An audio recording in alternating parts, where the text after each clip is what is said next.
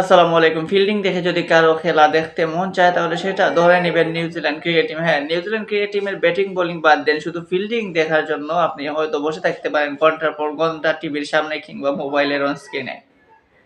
New Zealand cricket দল এত ভদ্র এবং এত পরিপাটি একটা দল যে দলের টোটাল বলা যায় যে আপনার ফিল্ডারদের ভূমিকা, ব্যাটার, বোলার প্রত্যেকটা ভূমিকাই কিন্তু দেখার মতো। এই টিমকে আপনি যখনই সাপোর্ট করবেন তখনই হয়তো একটা ভালো লাগা থাকবে। কারণ এই টিমের প্রতিপক্ষ যারাই হবে তাদের চেয়ে এই টিমকেই সাপোর্ট করতে বেশি মন চাইবে। কালকেই দেখুন নিউজিল্যান্ড এবং ভারতের যে চ্যাম্পিয়ন্স ট্রফির ফাইনাল সেই ম্যাচটায় ২৫২ রান ডিফেন্ড করতে গিয়ে নিউজিল্যান্ড কতটা ট্রাই করেছে। 100% তারা সবটুকু ঢেলে দিয়েছে।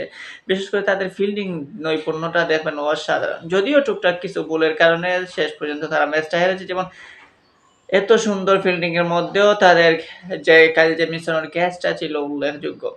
তো তারপরেও আপনি এই জেমিসনের ক্যাচে বাদ দিলেও দেখতে পারবেন যে গ্লেন ফিলিপস টোটাল টুর্নামেন্ট জুড়ে কি রকম ফিল্ডিং করেছেন। শুরুতে উদ্বোধনী ম্যাচের ফিল্ডিং থেকে শুরু করে কালকের ম্যাচের ফিল্ডিং পর্যন্ত অসাধারণ। উদ্বোধনী ম্যাচের ফিল্ডিংয়ে দেখবেন বাবর আজমের কি দুর্দান্ত ক্যাচ, তারপর গ্রুপ পর্বের শেষ ম্যাচে বিরাট কোহলি যে ক্যাচটা নিয়েছিলেন সেই ক্যাচ, এমনকি ফাইনালে শুভমান গিলের যে ক্যাচটা নিয়েছিলেন সেই ক্যাচ। মানে একটাকে ছাড়িয়ে আরেকটা। তাই টোটালি বলা যায় যে এই টুর্নামেন্টের সেরা ফিল্ডার যদি দেখেন তাহলে সেরা হবেন গ্লেন ফিলিপস, এবং টোটাল ফিল্ডিং নৈপুণ্যটা যদি আপনি দেখেন তাহলে সেটাও হবে ফিল্ডিং এর সেরা দল নিউজিল্যান্ড ক্রিকেট টিম। সো এখানে কোনো দ্বিমত নাই। সেই নিউজিল্যান্ড ক্রিকেট টিম এত ভালো খেলার পরও তাদের সেই অধরা শিরোপাটা তারা কোনোভাবেই উদ্ধার করতে পারতেছে না। টানা ফাইনাল খেলে যাচ্ছে। সেই ২০১৫ বিশ্বকাপের ফাইনাল থেকে শুরু করলে দেখবেন যে টানা তারা সেমিফাইনাল, ফাইনালিস্ট, সেমিফাইনালের ফাইনালিস্ট। প্রত্যেকবারই তারা সেই শিরোপাটা খুইয়ে ফেলে, প্রত্যেকবারই তারা শিরোপাটা হারিয়ে ফেলে।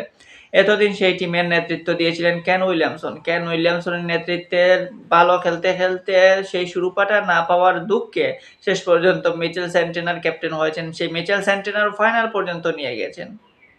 সেই ফাইনাল পর্যন্ত নিয়ে যাওয়ার পরও মিচেল স্যান্টনার প্রথম পরীক্ষায় ফেল করেছেন। ফাইনালে তারা হেরেছে ভারতের কাছে।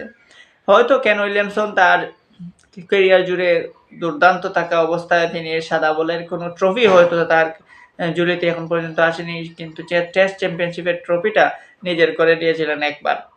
এই এতটুকু। তো এই মুহূর্তে বলতেই পারেন যে অবাগা একটা টিম, নিউজিল্যান্ড ক্রিকেট টিম, অবাগা একটা ক্যাপ্টেন ছিলেন কেন উইলিয়ামসন। যে কেন উইলিয়ামসন কখনোই সেই শিরোপাটা সাদা বলের শিরোপাটা, ওয়ানডে বলেন বা টি-20 বলেন বা চ্যাম্পিয়ন্স ট্রফি বলেন, এই ৩টা ট্রফি স্বাদ গ্রহণ করতে পারলেন না। কিন্তু তারা শিরোপার একদম কাছাকাছি ছিলেন। ফাইনাল পর্যন্ত তারা গিয়েছে। তো এই নিউজিল্যান্ড টিমের জন্য আসলেই দুঃখ লাগে যে এত ভালো খেলার পরও এই টিমটা কেন এত আপসেট থাকে শেষ ফাইনালে। ২০১৫ বিশ্বকাপের কথা মনে তো আছে, অস্ট্রেলিয়ার সাথে কিভাবে তারা হেরেছিল। ২০১৯ বিশ্বকাপে সুপার ওভারে ইংল্যান্ডের কাছে হেরেছিল।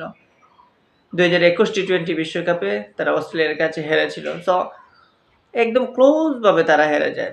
তবে এই চ্যাম্পিয়ন্স ট্রফিতে বললাম যে সেই ফিল্ডিং নৈপুণ্যটা ছিল অসাধারণ। এই নিউজিল্যান্ড টিম তারা একের পর এক নতুন যারা আসছে তারা কিন্তু হাল ঠিকঠাক ধরে ফেলছে। আগে মার্টিন কাপটিল, রস টেইলররা যেভাবে স্তম্ভ হয়ে গিয়েছিলেন নিউজিল্যান্ড ক্রিকেট টিমের, এখন দেখবেন এখন যারা রয়েছেন যেমন এই উইল ইয়ং কিংবা রাচিন রবীন্দ্র, গ্লেন ফিলিপস তারাও কিন্তু সেই হাল ধরে দিয়ে ফেলেছেন। রাচিন রবীন্দ্র উদীয়মান এপিএল টুর্নামেন্ট সেরা হয়েছেন, কিন্তু তার যে তিনি যাকে বিট করে তো স্কোয়াডে জায়গা পেয়েছেন তিনি হচ্ছেন ডেভন কনওয়ে। যে কনওয়ে কিন্তু ধারাবাহিক, সেই কনওয়েকে বসিয়ে রেখে রাচিন রবীন্দ্রকে তুলতে বাধ্য হয়েছে নিউজিল্যান্ডের টিম ম্যানেজমেন্ট। এত সুস্থ কম্পিটিশন চলতেছে নিউজিল্যান্ড ক্রিকেট টিমের। তো আশা করব নিউজিল্যান্ড ক্রিকেট টিম তাদের এই ব্যর্থতা গুছিয়ে একটা ট্রফি সামনের দিকে নিয়ে আসবে তাদের জনগণ এবং তাদের টিমের জন্য।